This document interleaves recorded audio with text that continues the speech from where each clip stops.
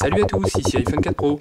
Alors aujourd'hui on va regarder une application cette fois qui s'appelle Alert Artist.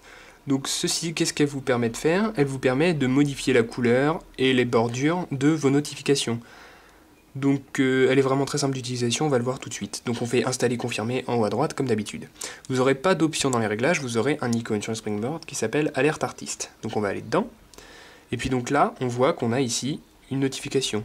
Donc on peut modifier ce qu'on veut. Donc par exemple ici, Modify Background Color. Donc on peut modifier la couleur de fond. Si on veut la mettre rose, on la met rose. Ensuite, Modify Border Color. On peut modifier la couleur de la bordure. Donc si on veut la mettre plutôt jaune, on la met jaune. Vous voyez, c'est jaune. Bon après c'est à vous de choisir la couleur. Là je fais un test, je le laisserai pas comme ça mais bon. Là ensuite Shadow. C'est quoi Shadow?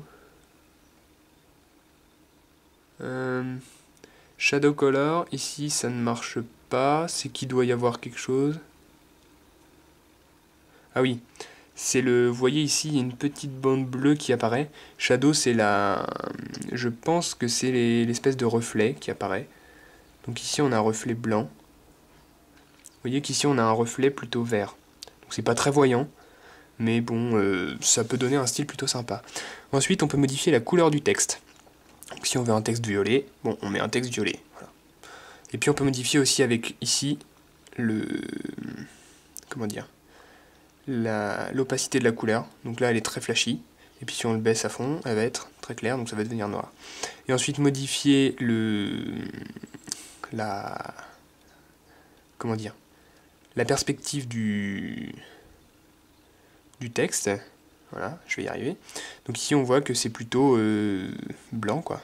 Donc on voit ici que la perspective du texte est blanc. Donc c'est plutôt sympa pour personnaliser son appareil encore. Ensuite on peut changer la police. Donc on a plein de polices, on va mettre Verdana, voilà. On peut modifier la taille. Hein. Bon ça le change. Ça change la police du texte ici. Et on peut changer aussi la police ici, voilà. Vous voyez, on change la police ici, donc il va vous changer. Donc voilà. Donc c'est plutôt bien. Ah oui, et puis il y a un thème aussi, il y a des thèmes déjà prédéfinis. Donc qui sont plutôt sympas et plutôt bien faits. Donc si vous n'avez pas envie de vous embêter, bah, vous prenez celui qui vous plaît le plus, par exemple celui-ci. Voilà. Vous faites ici Save Current. Et il vous demande si vous voulez donner un thème à la création, on s'en fout, on met n'importe quoi. Save. Voilà. Et vous voyez ici, on a nos thèmes à nous. Ici c'est FJCH. Bon. Donc voilà, vous pouvez créer vos propres thèmes pour ce truc. Et donc c'est vraiment très bien je trouve, pour personnaliser son appareil. Donc voilà, c'est pas difficile à utiliser, c'est juste qu'il faut être un petit peu créatif, c'est vrai. Et donc ça peut poser problème à certains, c'est pour ça qu'ils ont mis des thèmes déjà prédéfinis. Une fois que c'est fait, on fait Down. Est-ce que vous voulez sauvegarder? On fait un Respring. Et puis donc là, ça va se mettre en place et maintenant on aura les icônes, enfin les notifications qui vont apparaître blanches. Donc bah voilà, c'est tout. Hein. Il n'y a pas d'autre chose à dire là-dessus.